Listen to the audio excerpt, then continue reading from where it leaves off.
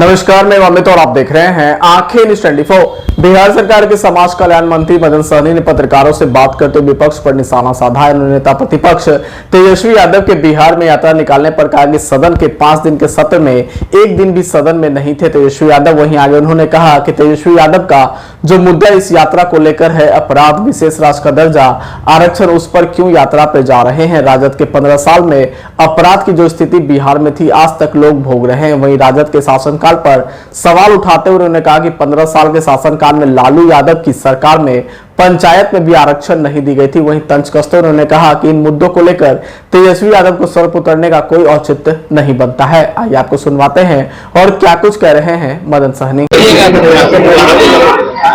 हाँ, पूछिए।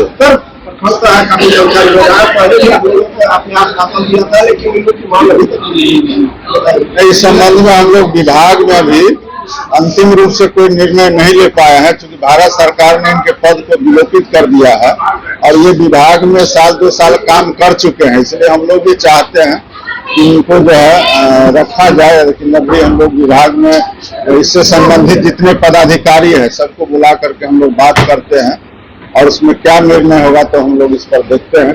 2 वर्षों से आपके पास आ रहे हैं लोग? नहीं, 2 वर्ष नहीं हुआ है अभी।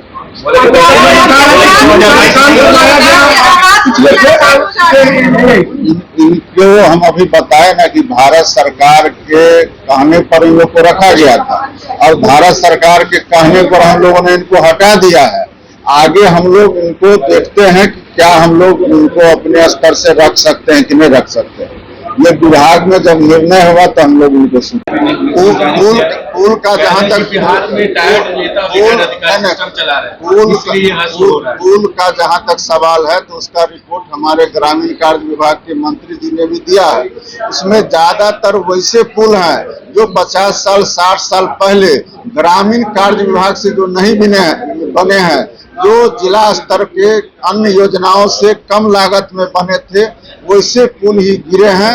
ग्रामीण कार्य विभाग का एक पुल गिरा है जिसके आधार पर वहां के इंजीनियर पर कार्रवाई की गई है। उसके अलावा जो भी पुल गिरे हैं वो जिला स्तर पर कम लागत में बने हुए पुल गिरे हैं और पुल का और सड़क का गुणवत्ता का जांच हमेशा होता रहता है। जो एक पुल ग्रामीण कार्य विभाग का गिरा था उसमें विभागीय इंजीनियर पर कार्रवाई की गई है, उसकी जांच चल रही है। अभी 5 दिन तक विधानसभा का सत्र चला है और 5 दिन में एक भी दिन वो प्रतिपक्ष के नेता होने के नाते उनको सदन में आना चाहिए और सदन में आकर के बिहार की समस्या अगर कहीं है तो इसको उठाना चाहिए।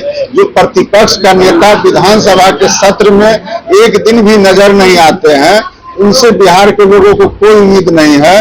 और बिहार में जो काम माननीय मुख्यमंत्री नीतीश कुमार जी ने करके दिखाया है उसका बराबरी इस जन्म में वो नहीं कर सकते हैं।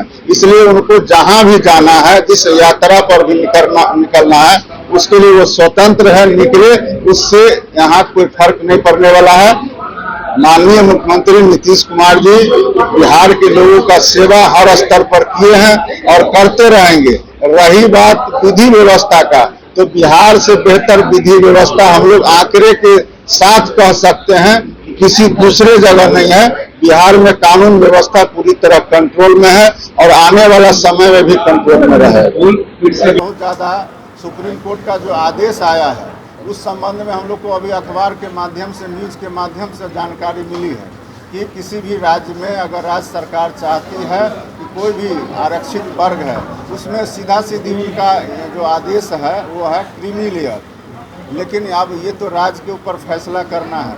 हम लोग तो उस आरक्षण का इंतज़ार कर रहे हैं जो माननीय मुख्यमंत्री श्री नीतीश कुमार जी ने बिहार में जातीय गणना कराने के उपरांत जो हमारा जनसंख्या के आधार पर आरक्षण का सीमा बढ़ाया गया, जिसको पटना उच्च न्यायालय ने रद्द कर दिया है, जिसके खिलाफ हमारे माननीय मुख्यमंत्री जी सुप्रीम कोर्ट में गए हैं। इस आदेश के बाद हम लोग को बिहार के तमाम जो बढ़े हुए आरक्षण के दायरे में आने वाले वर्ग हैं उनको इस बात का इंतज़ार है कि आने वाला समय में सुप्रीम कोर्ट ज़रूर हमारे जो बढ़े हुए आरक्षण है उस पर सहानुभूतिपूर्वक विचार करेगी। और चूंकि राज्य सरकार जनसंख्या बढ़े हुए जनसंख्या के आधार पर इन वर्गों को अनुसूचित जाति, जनजाति, अति पिछड़ा और पिछड़ा वर्ग के लोगों को आरक्षण का दायरा बढ़ाया गया था और उस जनसंख्या में सभी का यह भी दिखाया गया था कि इनकी शैक्षणिक स्थिति क्या है, सरकारी नौकरी में इनके कितने हिस्सेदारी है, आर्थिक रूप से ये कितने कमज़ोर हैं, उस आधार पर भी आरक्षण का दायरा बढ़ाया गया था। तो हम लोग को पूरा भरोसा है और विश्वास है कि सुप्रीम कोर्ट हम लोग के साथ ज़रूर न्याय करेगी और हम लोग का आरक्षण का जो बढ़ा हुआ था जिसको हाई कोर्ट ने रद्द किया है उसको फिर से बहाल। आंखें जो आपका चैनल है उसके लिए और उसके दर्शकों के लिए 2 लाइन की हम शुभकामनाएं अपने ढंग से देते हैं। आप सब में मिठास घुल जाए बांसुरी और बीन की तरह और लोग आपको भी प्यार करने लगे वैक्सीन की तरह।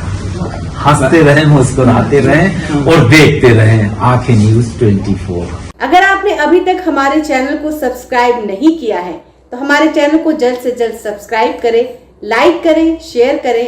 अगर आप भी अपने दुकान, प्रतिष्ठान, school, college, coaching centre, restaurant, cafe का विज्ञापन देना चाहते हैं, वो भी किफायती दर पर, तो आंखें न्यूज़ 24 लेकर आया है आपके लिए एक सुनहरा मौका। आंखें न्यूज़ 24 न्यूज़ पोर्टल की दुनिया में बिहार का सबसे उभरता हुआ चैनल, जहां बिहार झारखंड से जुड़े तमाम बड़ी खबरें देखने को मिलती है। तो देर किस बात की, आज भी जुड़े आंखें न्यूज़ 24 के साथ। संपर्क करें हमारे व्हाट्सएप नंबर 8935876430 पर।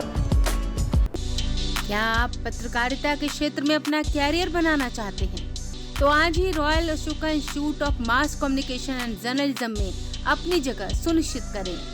आर्यभट्ट ज्ञान विश्वविद्यालय पटना से मान्यता प्राप्त 100% प्लेसमेंट के साथ royal Ashoka Institute of Mass Communication and journalism नामांकन जारी है। हमारा पता है DS/16 गायत्री मंदिर के समीप, कंकड़ बाग, पटना 8,20,000।